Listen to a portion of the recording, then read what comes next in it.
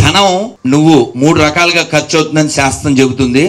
ఒకటి, నువ్వు అనుభవిస్తే భోగం, లేదా రోగం, లేదా దొంగలపాళ్ళు. ధనం ఎప్పుడు వినియోగపడుతుంది అంటే దానం ద్వారా, లేదా భోగం ద్వారా, లేదా దొంగల పాలవడం ద్వారా. అందుకే ఒక పద్యంలో చెప్పారు, తుదకు దాచి దాచి దొరలకిత్తురో దొంగల కవును అన్నారు. కానీ ఇది మీరు జనాలకి అయ్యేలా చేశారు సార్. మీ ధనం పొందింది ప్రయోజనం పొందబోతున్నారు జనం. March first, make it best, that is must, otherwise you are like a dust. అదవుతుంది కదా. కాబట్టి ఇది మన బాధ్యత. అందులో ఏటగారు వేటాడేస్తూ తెలంగాణ పిల్లను పెట్టారు. ఈవిడ తెలంగాణ పిల్ల కదా, ఎంత ఖచ్చితంగా ఆవిడ చెప్పారు కదా అనసూయ గారు, రజాకార్ మూవీకి ముందు తర్వాత ఖచ్చితంగా మన చరిత్ర తెలుసుకోవాలి. మనం ఎప్పటికీ ఎవరికి వ్యతిరేకం కాదు, ఇప్పటికీ. కానీ చరిత్ర అయితే తెలుసుకోవాలి. ఇందాక సుద్దాల అశోక్ తేజ గారు చెప్పినట్లు అల్లూరి సీతారామరాజుని కాల్చిన వాళ్ళల్లో ఆర్డర్ ఇచ్చినోడు రూదర్ఫర్డే, కాల్చినోడేవాడు. కాబట్టి మన బంగారం చాలాసార్లు బాగోలేదు. అందుకే పాకిస్తాన్ పుట్టింది, అందుకే బంగ్లాదేశ్ పుట్టింది, అందుకే కాశ్మీర్లో మొన్నటి దాకా గొడవలు పుట్టినాయి. కాబట్టి మనం బలంగా ఉండాలి. మనం బలంగా ఉంటే నిలబడతాం, విడిపోతే పడిపోతాం.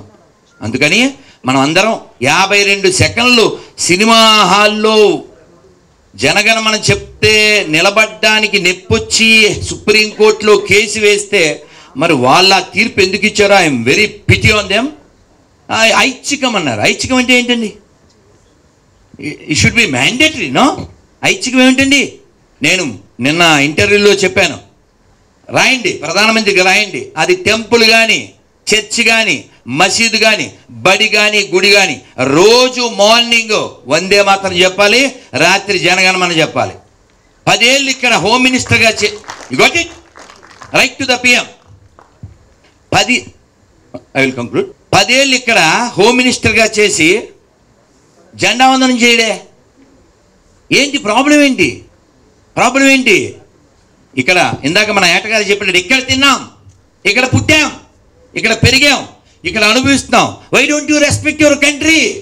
మతం వ్యక్తిగతం అండి, మతం వ్యక్తిగతం, కానీ దేశం మనందరిది. అది నేర్పినటువంటి గొప్ప సంస్కృతిలో మనం పుట్టాం. దీన్ని కాపాడుకోవాలి. ఎన్ని తల్లుల మానాలు పోయినాయి, ఎన్ని తల్లుల ప్రాణాలు పోయినాయి. కళ్ళకు కట్టిన చూపించారు. Really Narayana and Satyanarayana best team. ఇంకా ఇలాంటివి చాలా రావాలి. నమో నారాయణ. రియల్లీ ఇప్పుడు because this movie happened not because of this Narayana or this Satyanarayana, because of Tirumala Narayana. Correct, as you said. Correct no?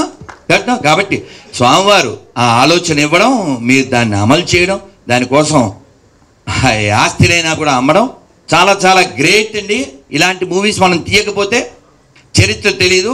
అప్పుడు పాడారు కదా ఏంటి, కోటి రతనాల వీణ నా తెలంగాణ.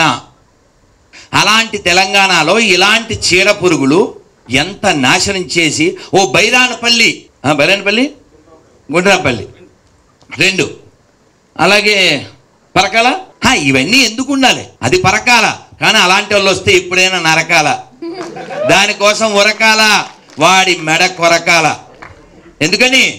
ఎందుకంటే మనకి నిజం కావాలి, నిజాం కాదు. మనకి నిజం కావాలి. బండెనక బండి గట్టి 16 బండ్లు గట్టి, ఏ బండికి వస్తావు కొడకో నైజాము సర్కరోడా. అవసరమా మనకి? అంటుంటాం కదా, మనకు అవసరమా? కాబట్టి ఈ గత చరిత్ర ఏదైతే ఉందో అది ప్రస్తుత తరానికి తెలియాల్సిన బాధ్యత ఉంది. ఇలాంటివి మళ్ళీ రిపీట్ కాకుండా చూసుకోవాల్సిన బాధ్యత మనకు కూడా ఉంది. 100 కోట్ల పైన 140 కోట్ల మంది జనాభాతో, ప్రపంచంలో ఎక్కువ మంది యువకులతో ఉన్నటువంటి, యువశక్తితో ఉన్నటువంటి ఈ దేశం ఎన్నో రంగాల్లో దూసుకెళ్తుంది. ఇంకా ముందుకు తీసుకెళ్లాల్సిన పరిస్థితి ఉంది. 370 ఆర్టికల్ తీయక ముందు పాకిస్తాన్ జెండా ఎగిరేటువంటి కాశ్మీర్లో ఈ రోజున జనవరి 1 సెలబ్రేషను, ఆగస్టు 15, జనవరి 26, మొన్న శ్రీరామనవమి, శ్రీరామ అక్షతల యాత్ర అన్నీ అద్భుతంగా జరుగుతున్నాయి. ఎందుకు జరుగుతున్నాయి? మనమంతా దృఢంగా ఉన్నాం కాబట్టి, మనం బలంగా ఉన్నాం కాబట్టి. ఉండే కొన్నాళ్ళు 50, 60, 70 తర్వాత బైబయ్యే కదా. కాబట్టి ఉండే కొన్నాళ్ళలో ఉండవలసినట్టుందాం, ఒక అల్లూరిలా ఉందాం. నేను ఎప్పుడు సరదాగానే ఒక నిజం చెబుతూ ఉంటాను. మన వాళ్ళందరూ ఎట్లా ఆలోచిస్తున్నారంటే, అంటే ఇందాక మా ఏటగారు చెప్పినట్లు, మన గుడు నారాయణ రెడ్డి గారు చెప్పినట్లు, అప్పుడు చేసిన పోరాటం, అప్పుడున్న హార్డ్ మెంటాలిటీ ఇప్పుడు లేదు. ఇప్పుడు ఉండేది వాళ్ళు 140లో 100 హైబ్రిడ్ బ్యాచ్ అన్నారు. నిజమా కదా? ఎందుకంటే అంతా సిజేరియన్ బ్యాచే, సీజనల్ బ్యాచ్ కాదు కదా. కత్తిరింపబడి వచ్చిన వాళ్ళు. వాడు అలా కట్ చేస్తూ ఉంటాడు అనుకోండి. అందుకే చాలా బాధాకర విషయం ఏంటంటే, హైదరాబాద్ చుట్టూ 450 పైన వృద్ధాశ్రమాలు ఉన్నాయంట. ఎంత అషేముడండి, ఎంత సిగ్గుచేటండి.